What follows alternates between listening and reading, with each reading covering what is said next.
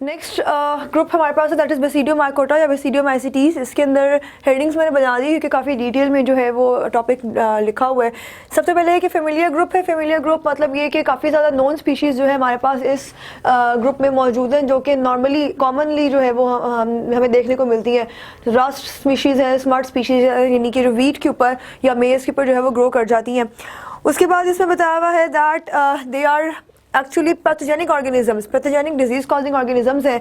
Edible भी हैं जिसमें मशरूम वगैरह आ जाते हैं, पैथोजेनिक भी हैं। पैथोजेनिक में हमारे पास रास्ट्रो स्मार्ट्स आ जाती हैं। एंड उसके बाद क्लब शेड फंजाई है, that is the reason that they are named as club fungi. उसके बाद हाइफे इनके सेप्टेट होते हैं।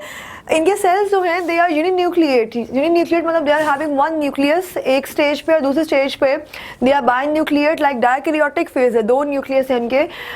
उसके बाद जो स्पोर्स प्रोड्यूस होते हैं दे आर हैप्लॉइड बेसिडियोस्पोर्स और न्यूक्लियर फ्यूजन होती है इसमें। और उसके अलावा जो है फ्रूटिंग बॉडीज़ जो है वो भी इसके अंदर मौजूद है। Fruiting bodies they are actually the edible mushroom, आप इसको कह सकते हो। उसके बाद हमारे पास आ जाते हैं नेक्स्ट दैट काफ़ी डिटेल में जो है वो लाइफ साइकिल इसका बताया हुआ है। लाइफ साइकिल में जो है वो जनरल बात है दैट एक आपके पास loose spot of wheat cause by club fungi. स्टिलागोटिटिसी की बात हो रही है यहाँ पे। स्टिलागोटिटिसी जो है it is a pathogen that would attack on the wheat की स्पीशी में, वीट के प्लांट पे।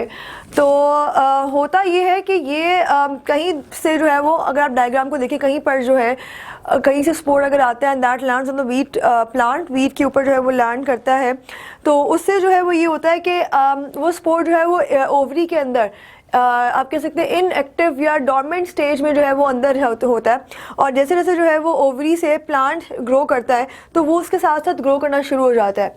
उसके बाद आहिस्ता आहिस्ता से mycelium becomes dormant inactive in the embryo of infected wheat kernel. Mycelium invades young seedling, young seedlings में इन्वेड करेगा, यानी कि उसकी जो स्ट्रक्चरल मॉर्फोलॉजी, एक्चुअली जो मॉर्फोलॉजी है वो चेंज रहेगी, फंक्शनल जो है वो भी चेंज रहेगा because of the presence of mycelium.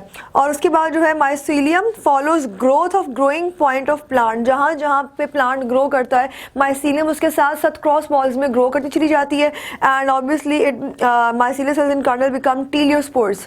ये जो है वो टीलियोस्पोर्स बन जाते हैं। टीलियोस्पोर्स जो है दे एक्चुअली व्हेन बर्स्ट, तो वो किसी भी कर्नल को इन्फेक्ट कर सकते हैं। किस तरह से बर्स्ट करेंगे it depends on the number of region की। बर्स्टिंग भी है, विंड भी मौजूद है, इंसेक्ट्स के थ्रू भी जो है they can land in the plant.